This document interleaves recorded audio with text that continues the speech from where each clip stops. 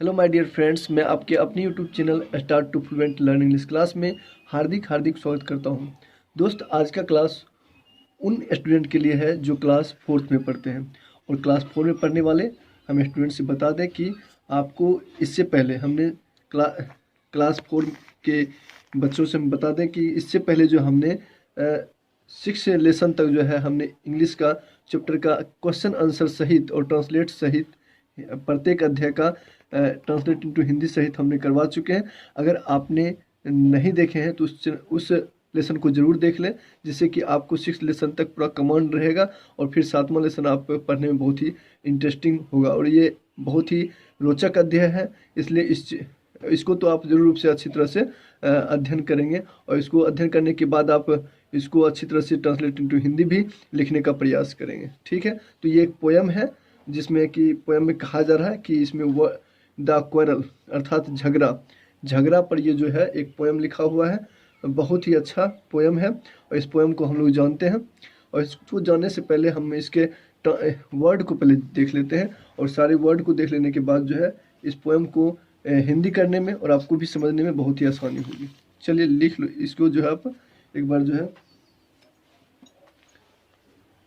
ठीक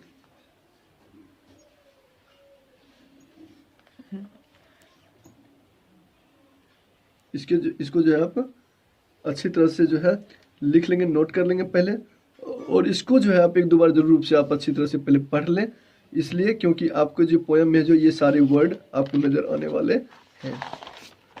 बस इतना सा ही वर्ड है और लिखने का इतना सा वर्ड को अगर आप कंप्लीट कर लेते हैं तो फिर जो है आपको यह लेसन कमांड करने में ज़्यादा परेशानी का सामना नहीं करना पड़ेगा और आप इसका ट्रांसलेट इनटू हिंदी को भी समझ पाएंगे। हम आपको एक दो वर्ड इसमें बता देते हैं, जैसे कि लिखा हुआ है यहाँ पे टर्न का मतलब होता है बदल गया।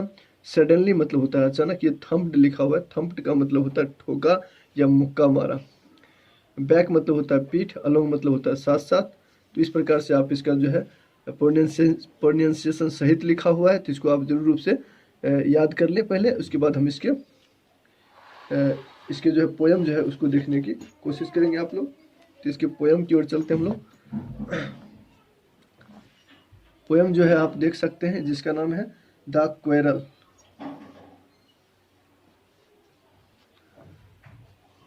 तो इस पोयम में जो है इस पोयम में दो भाई हैं और दोनों भाई आपस में झगड़ा करते हैं और फिर अंत में जो है साथ साथ रहने लगते हैं। और एक जो है भाई जो लड़ाई शुरू करता है तो वही जो है फिर अंत में अपना भी कहता है कि मेरा ही गलती था, तो फिर वही जो है अंत में जो है गलती सुधार करके फिर वो साथ साथ रहने लगते हैं। और फिर जो दूसरा भाई कहता है कि चलो तुम ही ठीक था। तो इस प्रकार से जो है इस पोयम को बताया गया है और कहीं ना कहीं सीख भी अच्छी दे रहा है यह पोयम। चलो चलते हैं ज़्यादा देर ना करते हुए इसके ट्रांसलेटिव हिंदी की ओर। तो इसमें कह रहा है I quarrelled with my brother.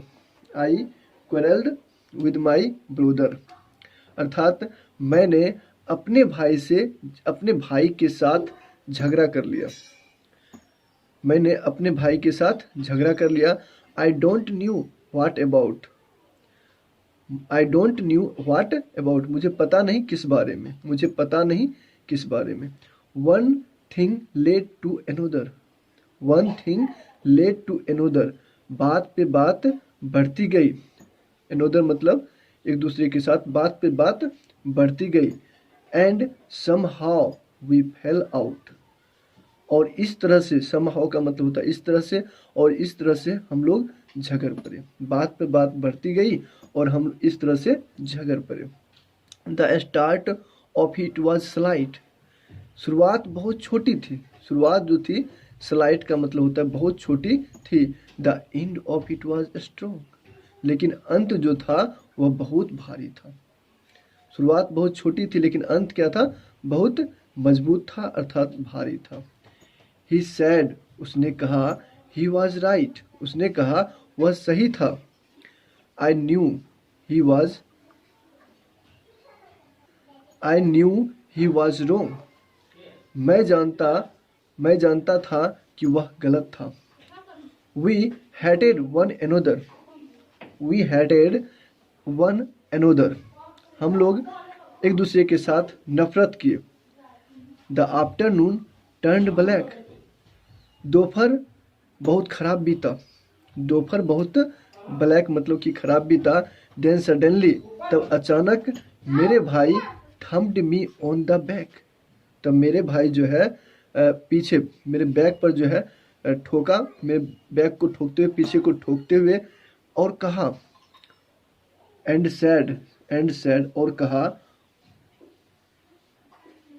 Oh and sad और कहा ओह कम अलोंग। अरे अब आ भी जाओ, अब साथ भी आ जाओ, अब साथ भी आओ। We can't go on all night. हम लोग रात भर तो नहीं झगड़ सकते, या रात भर तो नहीं रह सकते ऐसे, मतलब कि हम लोग रात भर झगड़ा तो नहीं कर सकते। I was in the wrong. मैं ही गलत था। जो पहला भाई जो शुरुआत किया था वही अब बोल रहा है चलो मैं ही गलत था। अब तो कह रहा है so he was in the right. इसलिए वह सही था, क्योंकि अपनी गलती को उसने स्वयं एक्सेप्ट कर लिया, तो इसलिए वह क्या था, सही था।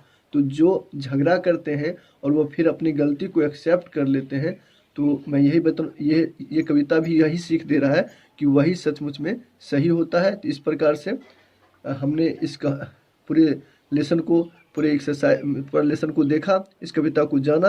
तो चलिए इस कविता का जो है जान करके इसके क्वेश्चन आंसर को जो है हम लोग समझने की कोशिश करेंगे। लेकिन वीडियो लंबा हो चुकी है, इसलिए इसको जो है आप पूरी अच्छी तरीक़ा से जो है इस कविता को पहले अध्ययन कर लेंगे और इसका ट्रांसलेट इनटू हिंदी जो है आप अपने नोटबुक में कर लेंगे, जिस प्रकार से हमने आपको करवाया है, और फिर जो है इसके क्वेश्चन आंसर को कोशिश करेंगे देखने का। चलिए मैं अपने वाणी को यहीं पर बैंड अप करूँगा। So thank you very much, all the best, have a nice day.